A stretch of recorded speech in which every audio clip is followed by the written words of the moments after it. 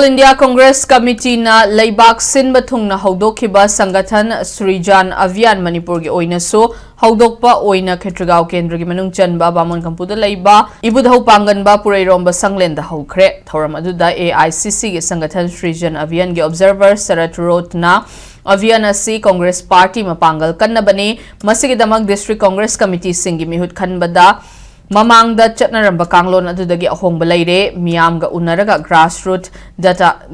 ta thabak tawriba singdagi khanba observer singna amuk president dagi hauraga thaupugadaba sing khangadabane khongthang asi congress luchingba Rahul Gandhi na chatkhiba Varat Joro yatra amadi Manipur dagi chatpa haukhiba Varat Joro na yatra aduda miyamga unabada pirakhiba pautak sing adugi makhada campaign oina chathabani haikhe Aicc gi makhada Manipur Pradesh Congress Committee na Khetragaw Block Congress Committee ga khutsamnaduna pangthokpa thawramadda Congress ki luchingba kayana sarukyakhe.